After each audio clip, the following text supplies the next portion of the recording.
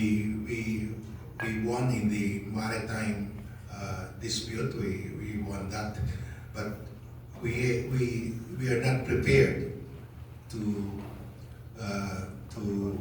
defend our territorial dispute in the legal sense, because up to now we don't have a unified, consistent historical and legal narrative why we claim sovereignty over Scarborough Shoal and the Kalayaan Island Group.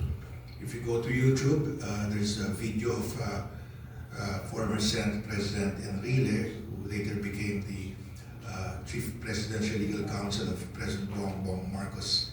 He said, "Huwag na natin pag-usapan ng Scarborough Shoal, hindi sa atin yan, squatter lang tayo doon, it's outside the Treaty of Paris lines." And Father Bernas, the longtime dean of the Ateneo Law School, also wrote in his column in 2012 that, referring to Scarborough Shoal and the Kalayaan Island Group, "We are claiming islands that were not ceded to us in the 1898 Treaty of Paris. So we cannot claim that under treaty law. We have to justify our claim under general principles of international law," but he did not say what are these general principles of international law upon which we can base our claim. And also, Estelito Mendoza, the longtime soldier of President Marcos, wrote in the Philippine Judicial Academy Journal that the Philippines never, throughout its history, owned or had sovereignty over the Kalayaan Island Group until 1978, when PD 5096 was issued.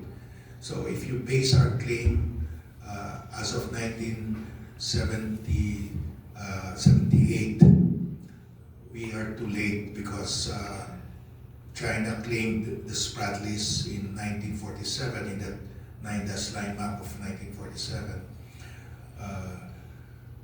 France claimed the Spratlys in 1933, and Vietnam is saying we succeeded France. So our problem is we don't have a unified theory upon which we are basing our claim of sovereignty over Scarborough Shoal and Spratlys. I've been asking the DOJ, the DFA, the National Security Advisor, and the DepEd, the National Historical Commission, to sit down and decide what is our basis in claiming sovereignty over Scarborough Shoal and the Spratlys. Up to now, we have none. We have no unified theory. The DFA before said that we are claiming the Spratlys, the Kalayaan Island Group, based on the discovery by Tomas Cloma. But Tomas Cloma came into the picture only in the 1950s. And the Spratlys were named after Richard Spratly, who reported sighting the Spratly Island in 1843. And before that, it was even named after another British guy named Hawksworth, James Hawksworth. But we have the strongest title, really, because the Scarborough Shoal and the Spratlys form part of Philippine territory in the first official map of Philippine territory during the Spanish regime, the 1734 Pedro Murillo Velarde map. It's there.